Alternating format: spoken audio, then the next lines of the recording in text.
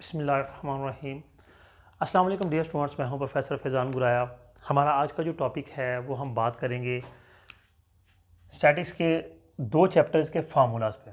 एक हम बात करेंगे सेंटर टेंडेंसी पर और दूसरा डिस्पर्शन। इन दोनों चैप्टर्स के फार्मूलाज पे हम डिटेल में बात करेंगे। सेंटर टेंडेंसी में हमारे पास जो वैल्यूज़ होती हैं वो है G mean,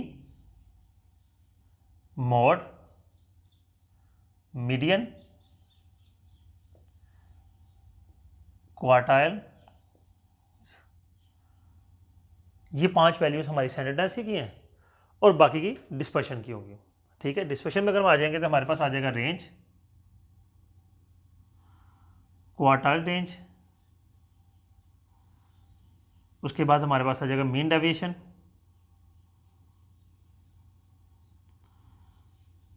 mean deviation from mean,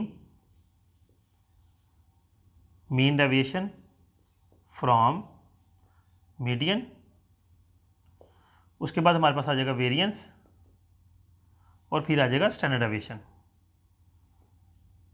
और एंड पे आ जाएगा कोफिशिएंट ऑफ वेरिएशन।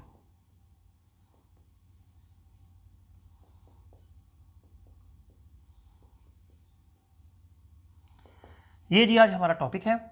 इनके फार्मूलाज पे हम डिटेल में बात करेंगे। अब फार्मूला हमारे पास दो तरह के होते हैं, वो डाटा दो तरह का है तो फार्मूलाज भी दो तरह के हैं। एक अनग्रुप्ड है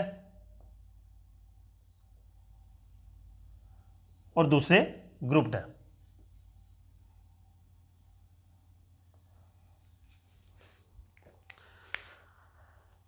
अभी हम अनग्रुप्ड और ग्रुप्ड की बात करते हैं। तो मीन का तो सिंपल फार्मूला है summation x over n, sum of the values divided by number of values. जितनी वैल्यूज आपको गिवन है 2, 4, 5, 20, 50, 100, उन सबको सम करेंगे और जितनी नंबर ऑफ वैल्यूज हैं जिनके 100 हैं तो 100 पे डिवाइड कर देंगे, आपका मीन निकल आएगा। हमने अपनी फर्स्ट क्लास में ये सीखा था कि जब हम फ्रीक्वेंसी डिस्ट्रीब्यूशन बनाते हैं, जो प्रीवियस क्लास हुई हमारी, हमने फ्रीक्वेंसी डिस्ट्रीब्यूशन जिसमें बनाना सीखा, उसके अंदर ये देखा कि हमने अनग्रुप डाटा से एक ग्रुप डाटा बनाया। तो इसका मतलब है कि हम जब इसको ग्रुप डाटा में जाएंगे तो फार्मूला इसी की अमेंडमेंट होगी। और वहाँ पे हमने एक चीज़ देखी थी, अगर मैं इसको ये लिखूँगी क्योंकि मेरे वहाँ पे फ्रीक्वेंसी आ गई तो मैं summation f x over n लिख दूँ तो ये मेरा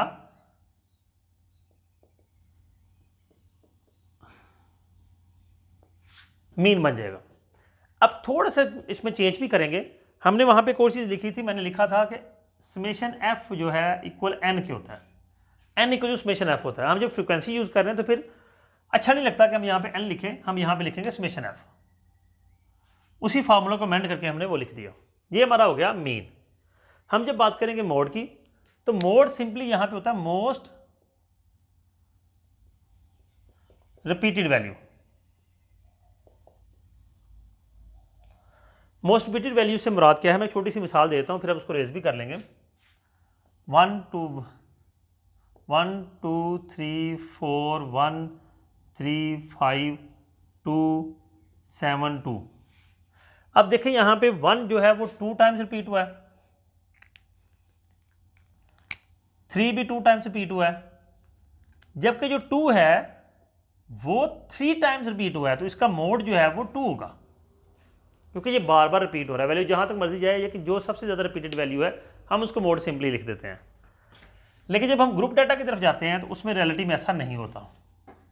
वहाँ पे हमारे पास एक प्रॉपर फार्मूला है मोड का, जिसमें हम लिखते हैं, मोड को हम इससे डिनोट करते हैं, ये मोड का सिंबल है L plus f m minus f one over f m minus f one plus f m minus f two multiply by h. ठीक है जी। अब ये जो वैल्यूज मैंने लिखी हैं, ये चीज़ें लिखी हैं, इनको हम देखते हैं। L जो है वो लोअर लिमिट है, मैंने अपनी फ्रीक्वेंसी डिस्ट्रीब्यूशन क्लास में सिखाई थी कि बताया था कि लोअर लिमिट क्या होती है। एफ एम मैक्सिमम फ्रीक्वेंसी है, ये भी मैंने बताया था कि मैक्सिमम फ्रीक्वेंसी क्या होती है। इसके बाद सिंपल है f one previous to maximum frequency,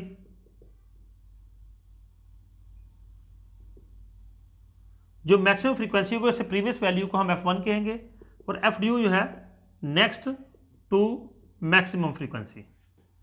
ठीक होगा जी। इसके बाद हमारे पास सिर्फ एक ही चीज़ रह गई, वो एच है डिफरेंस ऑफ टू क्लासेस। ये हमारा पूरा मोड का फार्मूला है। ठीक है, हम जो कि बाकी फार्मूलाज भी लिखने हैं इसी टेबल पर, तो फिर हम इस डिटेल को यहां से रिमूव कर देंगे। आप लोग चूंकि इसको देख चुके हैं तो इसको नोट कर लीजिएगा। फिर आगे बारी मीडियन की। मीडियन सिंपली होता है n+1/2। ठीक है जी, n+1/2।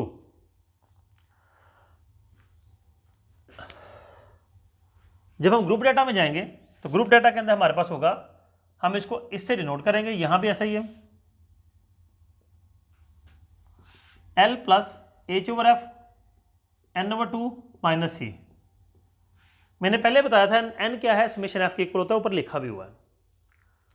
c की जो वैल्यू है ये हम उठाएंगे क्यूमुलेटिव फ्रीक्वेंसी से।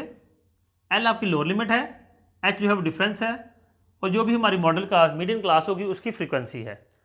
ठीक है, ये जब मीडियन में कराऊंगा तो फिर बताऊंगा कि f कहाँ से आ रहा है, c कहाँ से आ रहा है, l तो लोअर लिमिट है, वो कहाँ से कौन सी उठाएंगे, क्योंकि लोअर लिमिट्स भी कहीं होंगी। ठीक है, h है तो वो तो पहले मैं बता चुका हूँ कि h दो क्लासेस का डिफरेंस होता है। नेक्स्ट चलेंगे हम अपने Q1 पे। Q1 मीडियन और Q में डिफरेंस देख लें। मीडियन जो है ये हमारे डाटा को दो हिस्सों में बराबरली कैटेगराइज कर देता है। देखिए यहाँ n+1/2 लिखा हुआ है, मेरे पास नंबर ऑफ वैल्यूज 11 हैं, तो n+1/2 12 हो गया, डिवाइड बाय 2 करेंगे तो 6 आ गया, तो छठी वैल्यू मेरा मीडियन होगा। मैंने 5 उधर की निकाल दी, 5 इधर की, वैल्यूज़ को पहले असेंडिंग या डिसेंडिंग में अरेंज करके वैल्यूज़ 5 आगे वाली छोड़ी, 5 पीछे वाली छोड़ी, सेंटर वाली वैल्यू उठा के मीडियन डिक्लेयर कर दिया।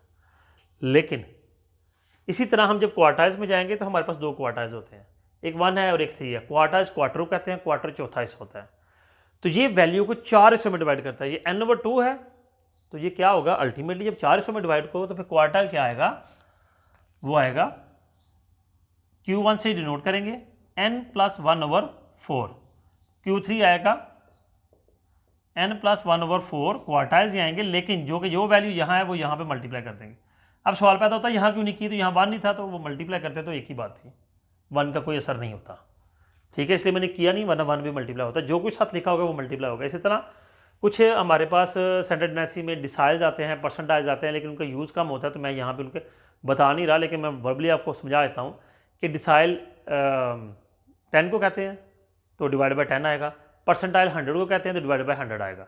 अब परसेंटाइल के साथ जो भी आपको लिखा होगा, P37 फाइंड करना है, P74 फाइंड करना है, D6 फाइंड करना है, तो जो कुछ साथ लिखा है वो उठा के बाहर लिख दे।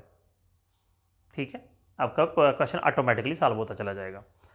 हम इसके आएंगे ग्रुप डाटा की तरफ, तो Q1 के लिए आएगा L+, हम ज़रा इसको छोटा सा थोड़ा सा और आसान कर लेते हैं, ज़रा चीज़ें सिंप्लीफाई हो जाएंगी जी। Q1 हमारा आ जाएगा L+H/F n/4 - c। इस तरह Q3 हमारा आएगा L+H/F 3n/4 - c। ठीक है जी, ये आपका फॉर्मूला। अब देखें मीडियन के फॉर्मूले से Q1 बना, Q3 बना, डिसाइल्स भी इसी से बनेंगे, परसेंटाइल भी इसी से बनेंगे। ये हमारा हो गया स्टैंडर्ड टेंडेंसी। रेंज में आ जाएंगे, रेंज का फॉर्मूला बड़ा ही सिंपल है। जो भी डाटा आपको गिवन है वो क्लास मॉडल्स की शक्ल में गिवन है, वो डिस्क्रीट क्लासिफिकेशन की, वो अनग्रुप डाटा है, उसकी लार्जेस्ट वैल्यू उठाएं, स्मॉलेस्ट वैल्यू में से माइनस करें तो रेंज आ जाएगी। ठीक है जी, रेंज ही हमने मालूम की थी अपनी क्लासेस बनाने के लिए, वहां भी L-S किया था, अगर आपको याद हो तो। वो अनग्रुप ग्रुप डाटा हो सेम होता है। क्वार्टर रेंज में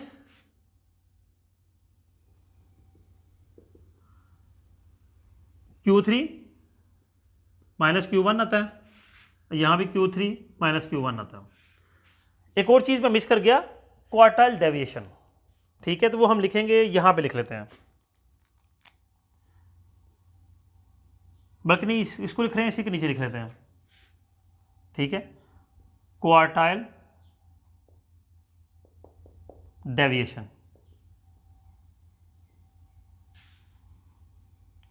तो क्वार्टल डेविएशन का फार्मूला क्या होगा, क्वार्टल डेविएशन क्यू डी से डिनोट करेंगे, Q3 minus Q1 over Q3 plus Q1। यहाँ भी सेम होगा, क्वार्टल डेविएशन इक्वल Q3